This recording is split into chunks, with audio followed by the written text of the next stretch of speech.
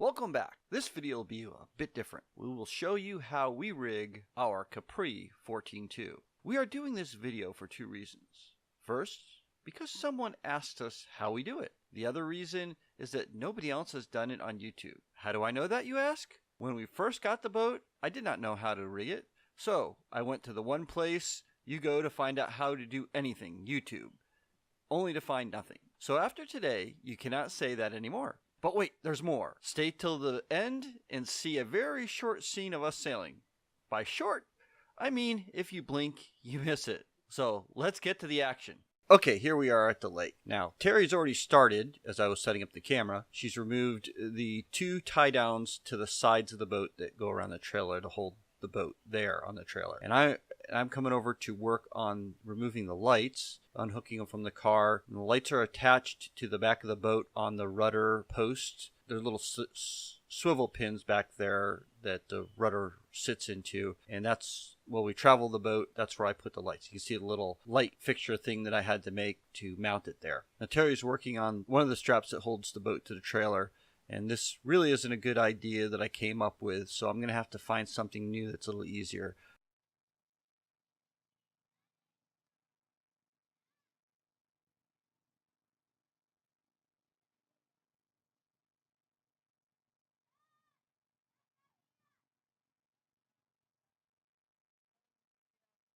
I'm lifting the boom up a little bit so that she can to take the tension off the rope, so it'll make it a little easier for her to undo that knot.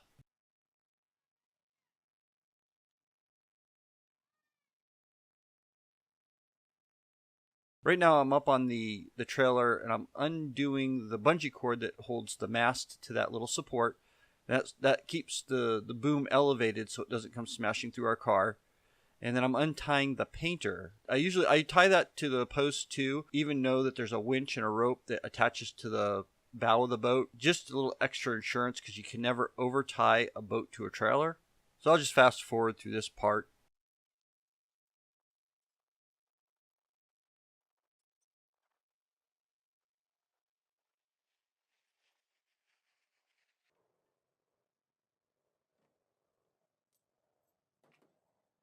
Okay, so we got all the ties off. It's time to raise the mast into the mast step. First thing I'm going to do is I'm going to go through our little tub of stuff and look for the magic bolt.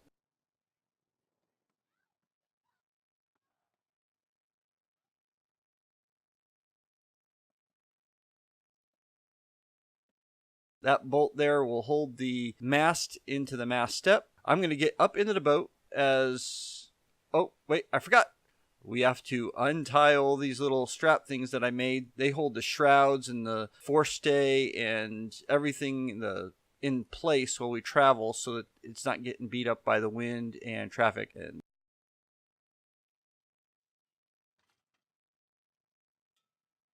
those little straps go back into that little bucket there. Now I'm going to get back up into the boat and we're going to work on moving the mast back so that we can set it into the mast step. And the mast is pretty light, probably weighs around, if I had to guess, probably like 30 or 40 pounds. So I'm just setting it in there. There's this little hole in the bottom of the mast, and then there's this little L or U-shaped bracket that the mast sits into. And I'm just screw the bolt in, and Terry can now let go of the mast, and all the weight of the mast is being held by the mast step on the boat.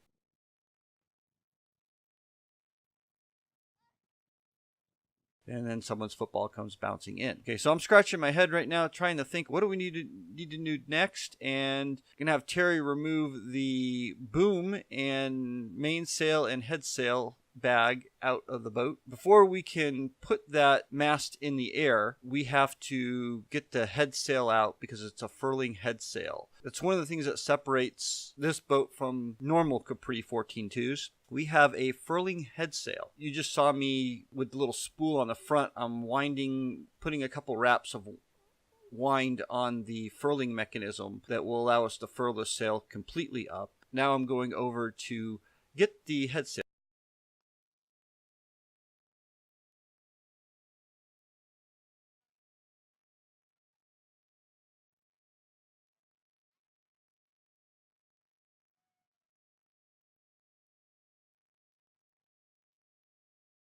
That right there is the head sail. It's got a, and I'm going to be off camera right here, but there's a like a pigtail with a swivel on it and a sort of like a clip that it clips into the mast up at the top. And then the bottom has a pin that's in a little grommet that pins into the spool at the front. Now I'm going to have Terry take that end with the pin, and she's going to walk that forward. And then I realize, wait a second, we haven't put the shrouds up yet.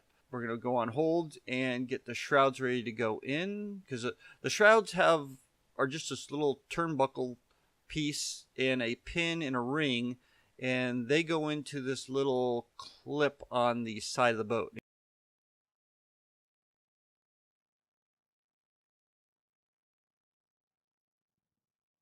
You see me here, I got the shroud, and I'm going to put that in. This is probably the 4th time we've put this boat together. If you have never put one of these boats together and you don't have someone around, I hope this video is helpful for you. It's always best, though, if you could have someone around to help you out. So I got mine on my side, and I'm going to go over and help Terry with hers.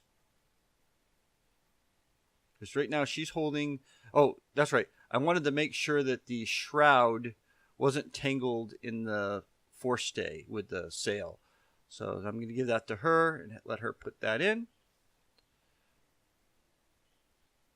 And yes, I do have pasty white legs.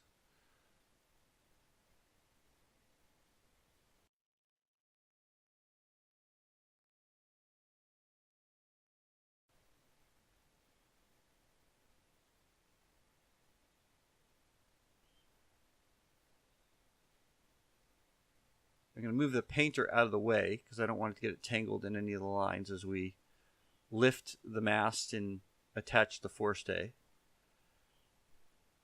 At this point, too, it's a good idea to make sure that your halyard isn't tangled in any of the shrouds or forestay or anything like that. Now, if you have a boat without a furling main or furling head sail, it's just a forestay. It's the same. I believe it's the same kind of setup where you clip it to the top of the mast and then you bring it down and you pin it with a turnbuckle at the bow. But ours, of course, has the furler.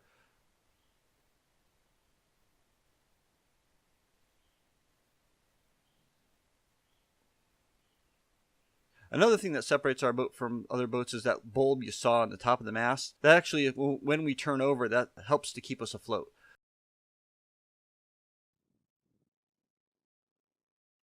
So she's ready to pin it now, so I'm just going to lift the mast right up, and I'm going to hold it in place while she walks it forward and pins the forestay to the little spool in the front there.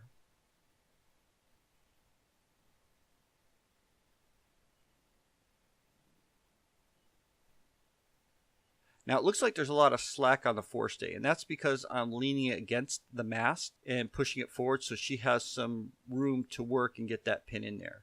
The first time we took the boat out, we had a very hard time getting that pin in because it just didn't seem like it was long enough, and that's because the shackle at the top was cockeyed and it was actually about a half an inch too short, which put a lot of stress on the rigging.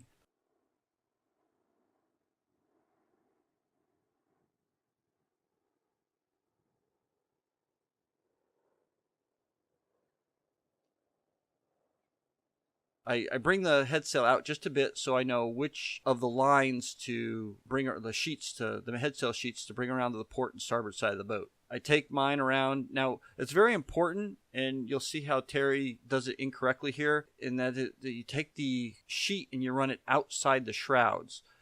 And she ran it inside, so we had to back it back out and bring it around the outside. Now, the little block that it goes into, there's a little hole that you feed it through, and then there's a cleat on the other side that holds the sheet in place. So now we got the mast up, and I'm going to go over and get the boom and mainsail. I'll fast forward through this part here because there's no action happening on camera.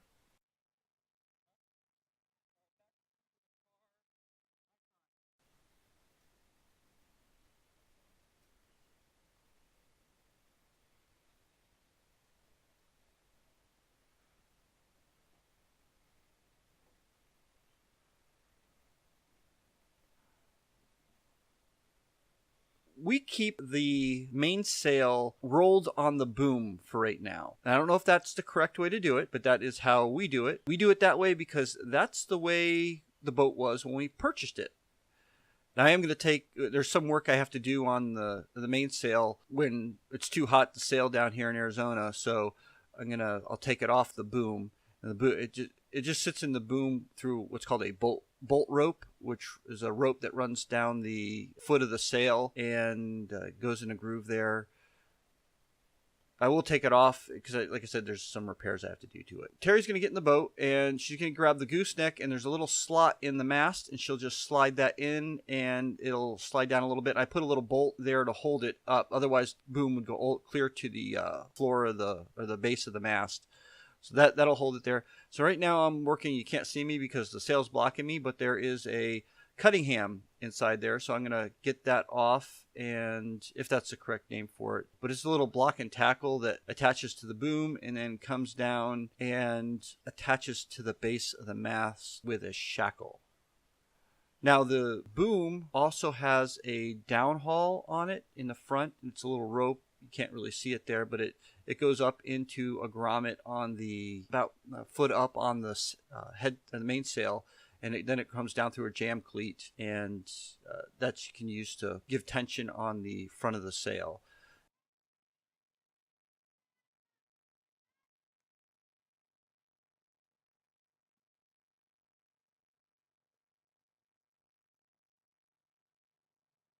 We learned our lesson after the first couple times that you always carry a paddle. So I just got the paddle out and put it in there, helping Terry with some line organization there. She's putting on the pouch that holds all the lines.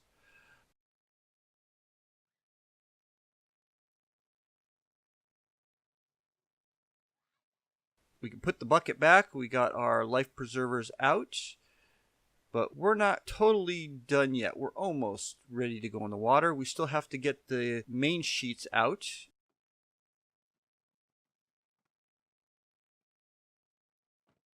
And I'm just pointing to Terry where they're at, and then we'll run those to the rigging. Now, it's very easy I did find some videos on YouTube about how to set up the main sheet rigging, so I'm not going to go over too much detail on that. You just, there's a little clip on the end of the block that I have in my hand there at the end of the boom. You tie yourself your bowline knot there, and then you just follow a simple plan. You go down to the traveler block. You go from forward to aft on that, then you come back up, and then you go through that's the traveler block I got in my right hand there, and the left hand is the block that attaches to the boom. So Terry's got the other end of the rope in her hand, and we're going to go from forward to aft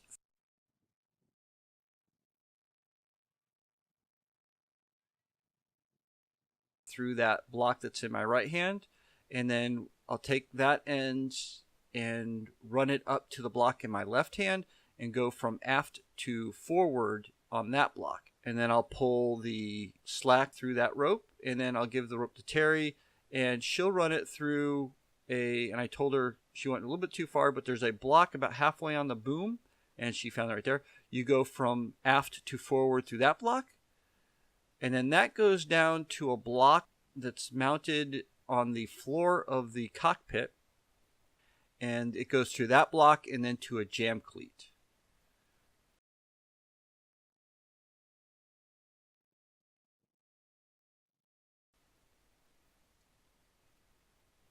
I can never remember which way it goes through that block down there. It ratchets one way and it doesn't the other. And if someone wants to leave a comment and let me know which is the correct way to go, you can do that, but more than likely I'll forget anyway when I get out there to set sail.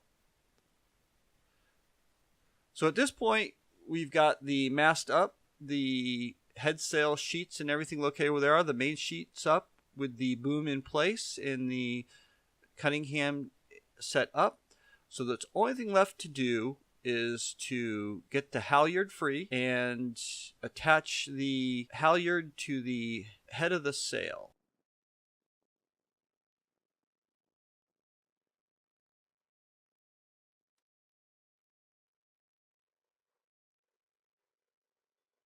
So I'm going to climb up there, and I'm going to we got the little shackle on the end of the halyard. I'm untangling the halyard from the boom. And now I'm gonna try to find the head of the sail, which I was trying to follow the bolt rope up. That's a hard word for me to say today. There it is. So I found it, and I'm gonna follow it all the way up to the head of the sail, which is a little fiber reinforced section of the sail with a grommet in it, and I'm gonna clip the shackle into the head sail, and we're all set and ready to go. Now when we get the boat in the water, we'll put the rudder on, and we'll drop the centerboard and lift the mainsail and untie the lines. Thanks for watching.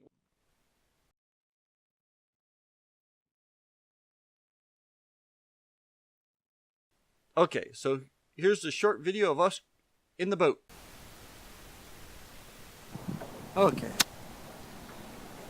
Now we're sailing.